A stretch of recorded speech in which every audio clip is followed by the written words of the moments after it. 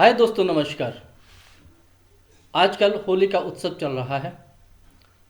होली का उत्सव, होली का त्यौहार एक नई उमंग, नई उत्साह, नई ऊर्जा के साथ हमारे पूरे देश में मनाया जाता है और सबसे पुराना त्यौहार भी है। सभी लोग बड़े हंसी खुशी के साथ इस त्यौहार को मनाते हैं। ना आज कोई छोटा होता है, ना आज कोई बड़ा होता है। एक समानता और समरसता का भी ये त्यौहार है। और ये कहा जाता है कि होली के दिन तो जो एक दूसरे से बुरा मानने वाले होते हैं वो भी गले मिल लेते हैं और अपने सारे गिले शिकवे होली में ही सुहा कर देते हैं। तो इसी के साथ दोस्तों, हमारी परंपरा में, सनातन परंपरा में होली का पर्व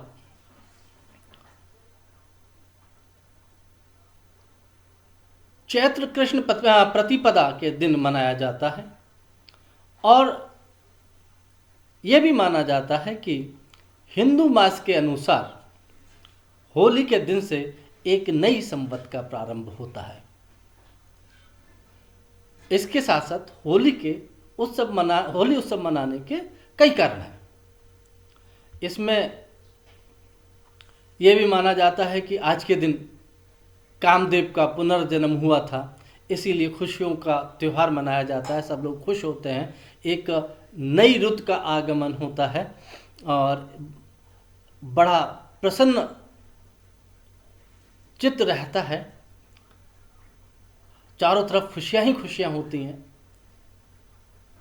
और सबसे बड़ा कारण होली मनाने का है कि एक राक्षस था हिरण्यकश्यप। तो वो भगवान श्री हरि के जितने भी भक्त थे उनको वो या तो बंदी बना लेता था या उनको वो मार दिया करता था। दोस्तों, जब उसका अत्याचार बहुत ज़्यादा बढ़ गया तो भगवान श्री हरि ने उसी के यहाँ अपना भक्त भेज दिया जिसका नाम था प्रहलाद। प्रहलाद भगवान श्री हरि के अनन्य भक्त थे और हिरण्यकश्यप के पुत्र थे।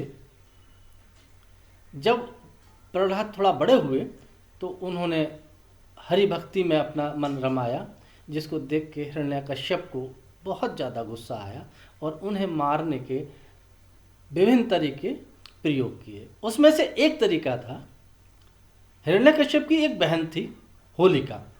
उसको देवताओं से वरदान प्राप्त था कि वो किसी भी प्रकार की अग्नि में जल नहीं सकती। तो दोस्तों, हिरण्यकश्यप ने अपनी बहन को बुलाया और उससे कहा कि तुम प्रहलाद को गोदी में लेकर चिता पर बैठ जाओ, इससे प्रहलाद जल जाएगा और तुम बच जाओगी, हमारे दोनों काम हो जाएंगे।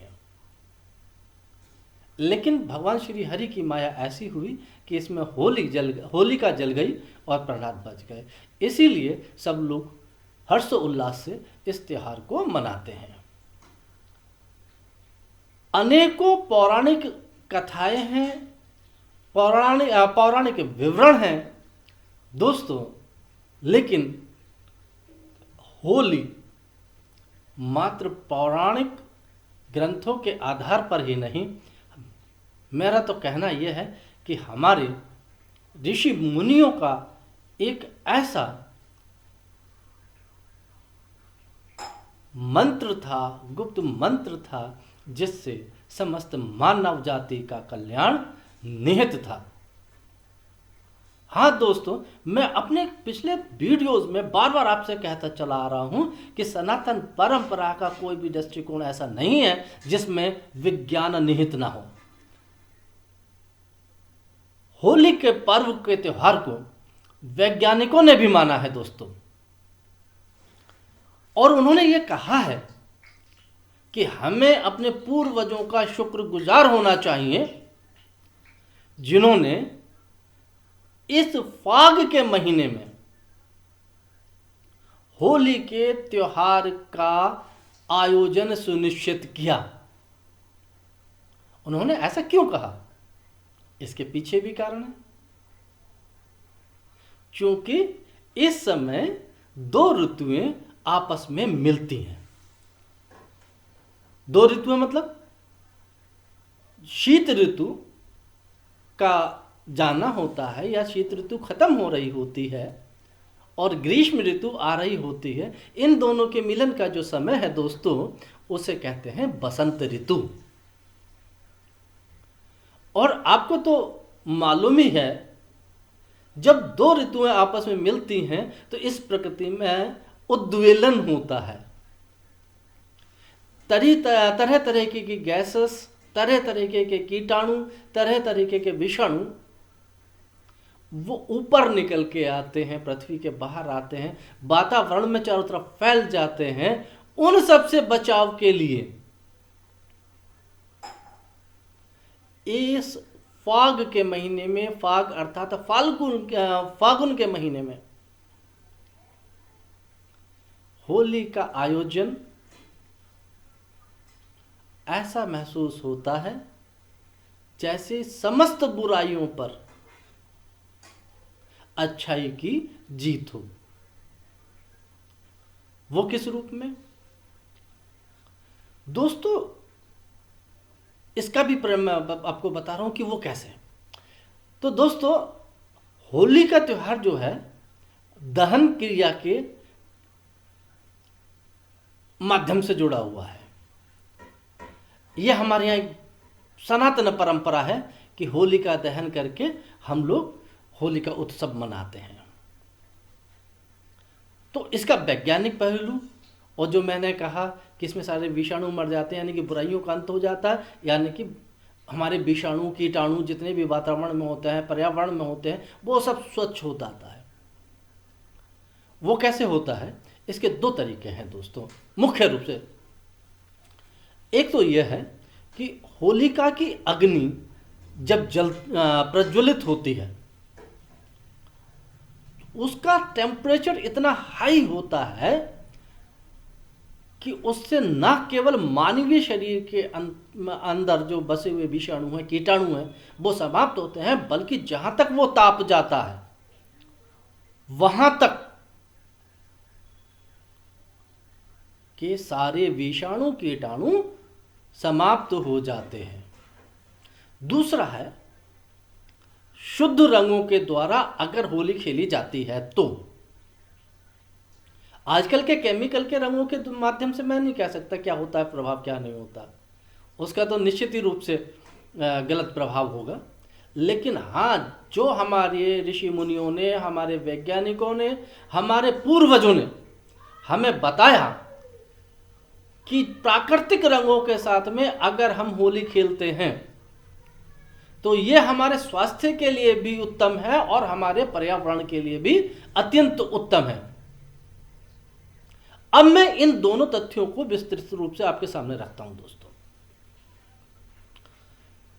कि होलिका की अग्नि से किस प्रकार हमारे विषाणु जब मानवीय शरीर में हो चाहे हमारे पर्यावरण में हो, किस तरीके से शांत हो जाते हैं। दोस्तों, जब होलिका दहन होता है उस वक्त होलिका के चारों तरफ हम लोग परिक्रमा करते हैं और जो उस अग्नि का ताप होता है, उस ताप से हमारा शरीर भी प्रभावित होता है। तो और उसका ताप कितना होता है? उसका ताप लगभग 145 डिग्री फ़ारेनहाइट होता है। 145 डिग्री फ़ारेनहाइट। तो उससे जो हम परिक्रमा करते हुए हैं और उस वक्त जो ताप को हम सहन करते हैं, उससे हमें फ़ायदा ये होता है जो हमारे शरीर के अंदर विषाणु कीटाणु भर जाते हैं वो सब नष्ट हो जाते हैं और हमारे पर्यावरण के अंतर्गत जहाँ तक वो ताप जाता है उससे पर्यावरण के अंदर विद्यमान सारे विषाणु हो, कीटाणु हो, रोग के कीटाणु हो, सभी स्वाहा हो जाते हैं, सभी नष्ट हो जाते हैं। इसके साथ साथ दोस्तों, एक चीज और है, जब हम परिक्रमा करते हैं तो हम लोग होली के गीत भी गाते हैं, संगीत भी गाते हैं, और वो संगीत बहुत तेज ध्वनि के साथ में होता है। वो संगीत ही तेज ध्वनि के साथ में नहीं होता, बल्कि इस समय हम लोग बहुत तेज तेज बोलते हैं, बहुत जोर जोर से बोलते हैं। इसका भी परिणाम जो होता है बहुत ही लाभदायक होता है। तो दोस्तों, इससे वैज्ञानिकों का मत है, ये केवल एक किंवदंती नहीं है, ये वैज्ञानिकों के द्वारा प्रयोग करने के बाद में, उनका एक्सपेरिमेंट करने के बाद में जो चीजें वैज्ञानिकों के समझ में आई, उन्होंने ये चीज हमें बताई। वैज्ञानिकों के मत अनुसार जब हम तेज बोलते हैं और तेज आवाज से हम कोई गीत गाते हैं, उससे जो हमारे अंदर एक नई ऊर्जा आती है, एक नई उमंग का पैदा होता है, उससे हमारा पूरा शरीर, हमारा पूरा वातावरण एकदम प्रफुल्लित हो जाता है। और शीत ऋतु और ग्रीष्म ऋतु के जो मध्य में जो टकराव होता है, उससे जो मानव के शरीर पर असर पड़ता है, उनीदापन आना, आलस आना, सुस्ती आना, ये सब तेज संगीत से, तेज आवाज से सब समाप्त हो जाता है। दोस्तों, होलिका दहन का प्रभाव मैंने अभी आपके सामने वर्णन किया। अब मैं आपको बताता हूं रंगों का प्रभाव। जो शुद्ध प्राकृतिक रूप से बने हुए रंग हैं, उनसे ना केवल हमारी चेतना में वृद्धि होती है, हमारी चेतना ऊर्जामय होती है, बल्कि हमें स्वास्थ्य लाभ भी प्राप्त होता है। दोस्तों, बड़े दुख की बात है, हमारे ऋषि मुनियों ने, हमारे वैज्ञानिकों ने, हमारे पूर्वजों ने जिस चीज का जो स्वरूप बनाया था, उसका आज हमने बिगाड़ दिया है। आज लोग बेवड़ों की तरह दारू पी के होली में मस्त हो जाते हैं। वो दारू पी के ही अपने आप को ये समझते हैं कि हमने होली मना ली। काला तेल डालते हैं, गंदी कीचड़ डालते हैं।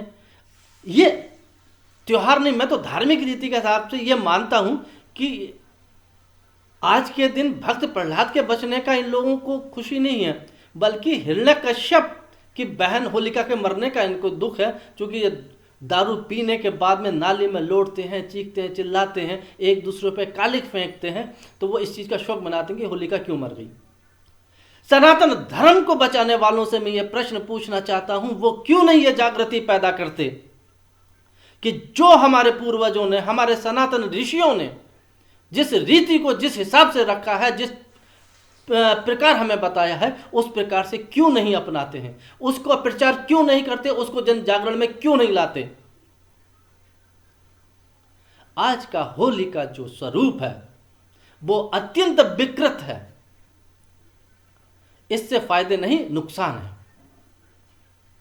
जबकि रंगों की ये विशेषता है कि अगर किसी विशेष रंग से अगर कमी हो जाती है किसी व्यक्ति के शरीर में, तो उससे कई सारी बीमारियां पैदा हो जाती हैं। अगर हम प्राकृतिक रंगों से होली खेलते हैं, तो किसी के अंदर अगर किसी विशेष रंग की कमी है, तो उस रंग की कमी होली खेलने से उस व्यक्ति के अंदर स्वतः ही पूरी हो जाती है और उसे व्यक्ति को बीमारियों से निजात मिलती है। ऐसा पश्चिमी विद्वानों के द्वारा भी स्वीकार्य है। पश्चिम के कई फिजिशियंस ने, डॉक्टर्स ने इस चीज को तस्दीक किया है। उन्होंने इस चीज को माना है कि इस पर्टिकुलर सीजन में जब ठंड खत्म हो जाती है, ग्रीष्म ऋतु शुरू हो जाती है, उसके मध्याह्न में अगर रंगों को लगाकर बैठा जाए, रंग एक दूसरे के ऊपर लगाए जाएं, तो शरीर के अंदर बहुत सारे विकार होते हैं, वो स्वतः ही समाप्त हो जाते हैं। जब विदेशी हमारी बात को मानते हैं, तो आज हम देसी क्यों नहीं है इस बात को मानते हैं। बड़े शर्म की बात है इस बात को सोचने वाली। ये बात सोचने वाली है। अगर सनातन धर्म को जगाना है, सनातन परंपरा को पुनर्जागृत करना है, तो पुनश्च हमारे जो ऋषि मुनियों ने, हमारे पूर्वजों ने और हमारे विद्वानों ने जो हमें बताया है, उसी रीति पर हमें फिर से चलना होगा दोस्तों। इसके साथ साथ मैं आपको बता दूं, दक्षिण भारत में जो होली मनाई जाती है बहुत ही सुंदर तरीके से मनाई जाती है, बहुत ही प्यार के साथ मनाई जाती है, और उनके होली मनाने का तरीका बहुत ही लाभप्रद और स्वास्थ्यप्रद है दोस्तों। जब होलिका दहन हो जाता है तो वो साउथ इंडियंस में, दक्षिण भारत में, वहाँ के लोग उस राख को उठाकर अपने माथे पे लगाते हैं, जैसे विभूति लगाते हैं। उसके बाद में चंदन की कपोल, आम के बोर, इन सब चीजों को मिलाकर उसका सेवन करते हैं। तो उससे क्या होता है दोस्तों? उससे स्वास्थ्य लाभ होता है। होली को हमारी सनातन परंपरा के अनुसार मनाने के लिए हमारे सनातन ऋषियों की जो एक निश्चित विचारधारा है उस पर चलेंगे, उसमें मनाएंगे, तो होली हमारे लिए लाभदायक है, स्वास्थ्यप्रद है, हमारे वातावरण के लिए, हमारे पर्यावरण के लिए लाभप्रद है, स्वास्थ्यप्रद है। पर्यावरण स्वच्छ रहेगा और स्वास्थ्य प्रदान करेगा। तो दोस्तों, अबीर और गुलाब लगाने से जो वैज्ञानिकों ने प्रतिपादित किया है, जिस चीज को माना है, मैं उस चीज को आपके सामने रख रहा हूं कि जीव वैज्ञानिक भी ये कहते हैं कि अबीर या गुलाल लगाने से हमारे शरीर में एक प्रकार से एक नई उत्तेजना पैदा होती है, एक नई ऊर्जा पैदा होती है, और वो जो है हमारे पोरों में समा जाती है और पूरे शरीर के आयन मंडल को मजबूती प्रदान करती है। उसको मजबूती प्रदान करने के साथ साथ सुंदरता प्रदान करती है दोस्तों। इसलिए मेरी आप सब लोगों को होली की हार्दिक शुभकामनाएं और निवेदन है कि होली पर प्राकृतिक रंगों से होली खेलें, स्वास्थ्य का लाभ लें, पर्यावरण को शुद्ध करें।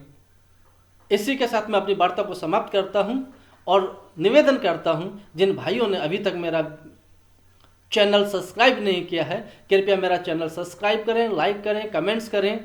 धन्यवाद, नमस्कार।